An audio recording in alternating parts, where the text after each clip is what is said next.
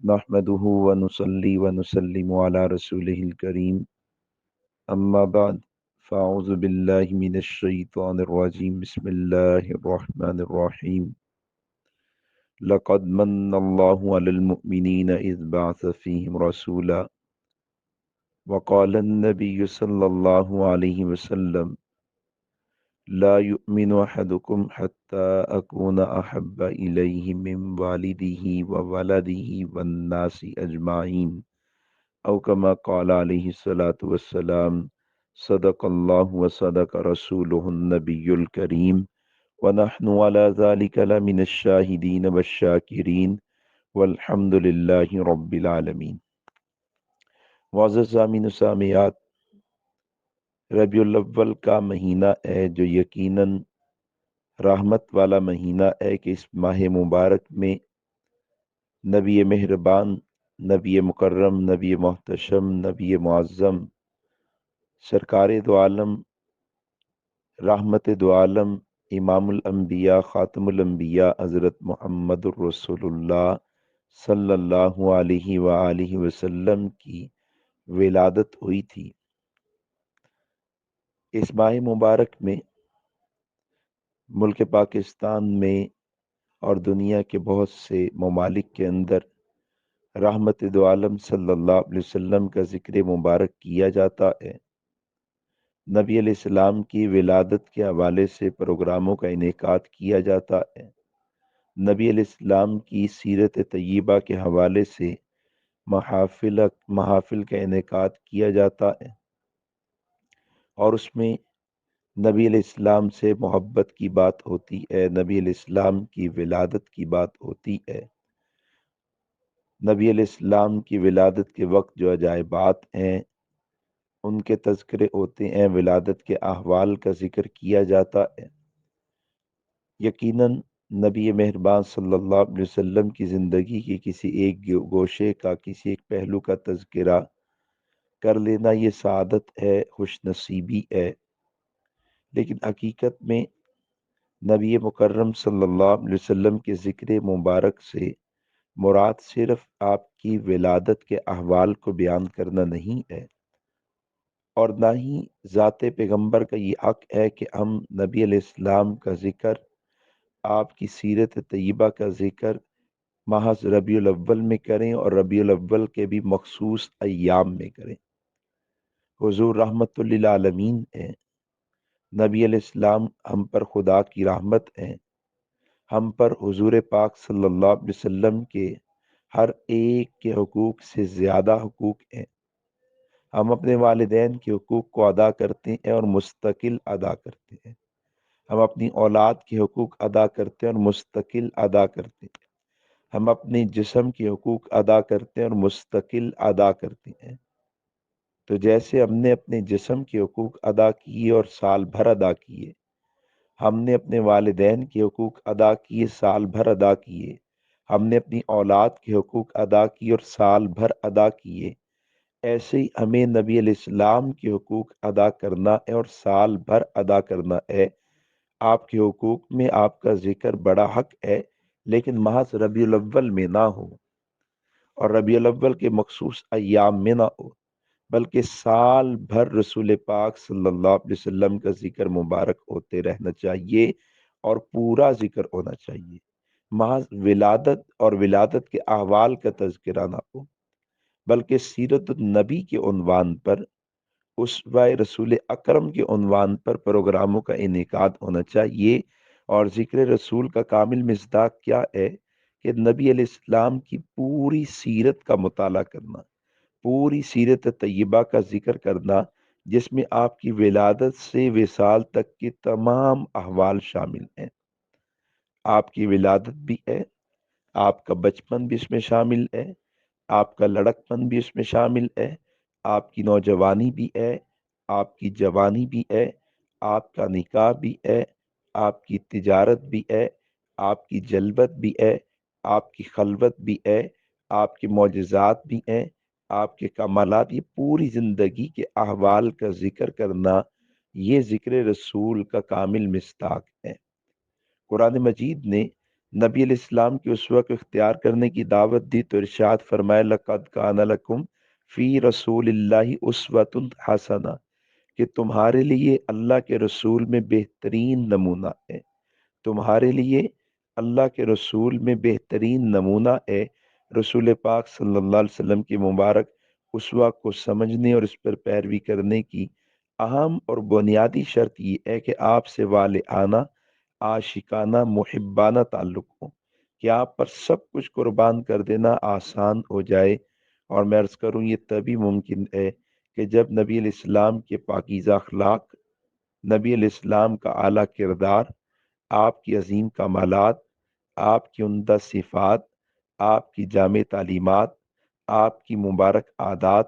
آپ کے ممتاز معجزات، آپ کے صاف معاملات، آپ کی پاک معاشرت، آپ کی امت پر لاتعداد احسانات، امت کی وجہ سے برداشت کی گئی مصائب، سخت مصائب اور سخت مشکلات، ان سب کا علم ہو۔ اسی طرح آپ کے اصحاب، آپ کی ازواج، آپ کی اولاد کے احوال کا علم ہو جائے کہ ان کی عظمتیں کیا تھیں، ان کا مقام کیا تھا، ان کا کردار اخلاق کیا تھا۔ جب نبی علیہ السلام کے کردار، نبی علیہ السلام کے ازواج، ان کے احوال کا علم ہو جائے تو اس کا فائدہ یہ ہوتا ہے کہ اس سے رسول پاک صلی اللہ علیہ وسلم کی مبارک زندگی کو پڑھنے سے حضور کی پہچان حاصل ہو جاتی ہے، اور حضور کی پہچان سے حضور پر اعتماد بڑھتا ہے، اور جس کو بھی نبی علیہ السلام پر جتنا اعتماد ہوگا اس کا ایمان اتنا زیادہ مضبوط ہوگا، اس کا ایمان اتنا زیادہ محفوظ ہوگا۔ اور یہی وہ پاکیزہ سیرت ہے جس کے مطالعے سے، جس کو سمجھنے سے بندے کی سیرت بدل جاتی، یہی وہ اعلیٰ کردار ہے جن کو اپنانے سے، پڑھنے سمجھنے سے بندے کا کردار بدل جاتا ہے، اور یہی وہ سیرت ہے جو میری اور آپ کی زندگی کے سکون کے لیے انتہائی ضروری ہے۔ میں اور آپ چاہیں کہ ہمیں ایک پرسکون زندگی مل جائے، ہمیں ایک پاکیزہ زندگی مل جائے، ہمیں ایک پاک زندگی مل جائے، تو ہم پاکیزہ زندگی والے کی زندگی کا مطالعہ کریں، ہم پرسکون زندگی والے کی زندگی کا مطالعہ کریں، ہم پاک زندگی والے کی زندگی کا مطالعہ کریں۔ حضور کی زندگی، پاکیزہ زندگی کے مطالعے سے ہماری زندگی میں پاکیزگی آئے گی، حضور کی پرسکون زندگی کے مطالعے سے ہماری زندگی پرسکون ہو جائے گی، اور یہی وہ پاکیزہ سیرت ہے جو غیر مسلم کے لیے بھی ہدایت کا ذریعہ ہے۔ نبی علیہ السلام کی سیرت کے بنیادی طور پر ہم پر 5 بڑے حق ہیں۔ پہلا حق ہے نبی علیہ السلام کی سیرت طیبہ کا مطالعہ کرنا۔ میں عرض کر چکا کہ حضور کی کل زندگی کے کل احوال کا مطالعہ سیرت طیبہ ہے، محض تعلیمات پیغمبر کل سیرت نہیں ہے۔ کہ اگر آدمی نبی علیہ السلام نے جو نماز کے بارے میں احکامات دی ان کا مطالعہ کر لے، قرآن کے بارے میں جو احکامات دیے، تعلیمات دی، ان کا مطالعہ کر لے، زکوٰۃ کے بارے میں جو تعلیمات ہیں ان کا مطالعہ کر لے، اور سمجھے کہ میں نے حضور کی سیرت کا مطالعہ کر لی، کل سیرت کا مطالعہ تو نہیں۔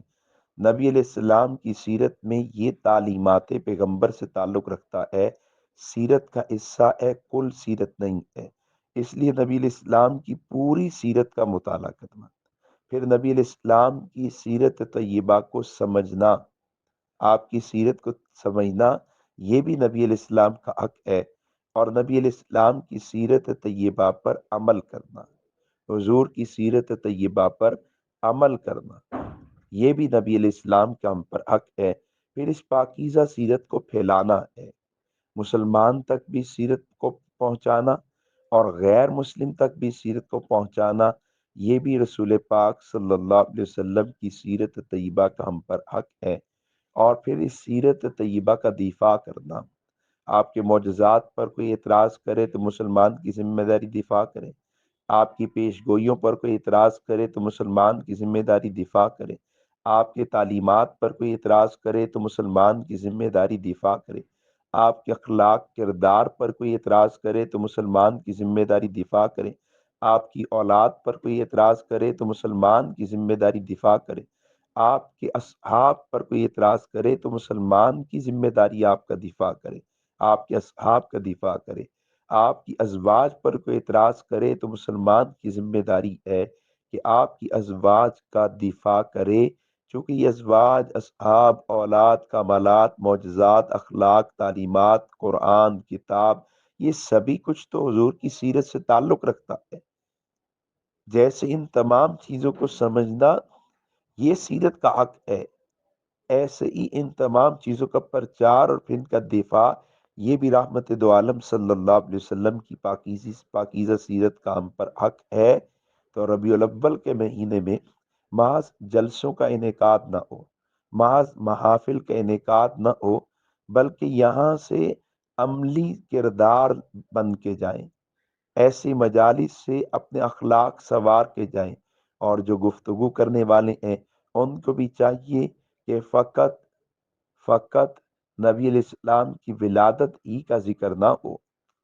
آپ کی زندگی کے مختلف گوشوں کا ذکر ہو، پہلوؤں کا ذکر ہو، آپ کی سیرت طیبہ کا ذکر ہو، پھر عوام کو، سننے والوں کو یہ دعوت دی جائے کہ بھئی سیرت کے ذکر سے مراد اور مقصود یہ ہے کہ آپ سیرت کو اپنا لیں،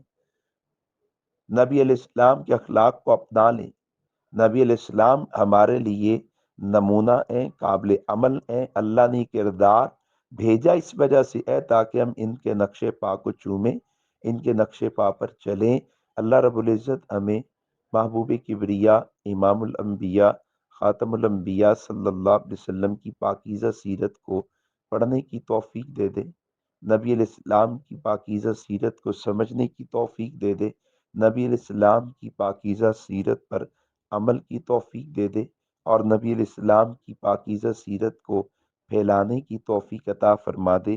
اور ہمیں سیرت طیبہ کا دفاع کرنے کی توفیق نصیب فرما دے۔ آمین، آمین، آمین۔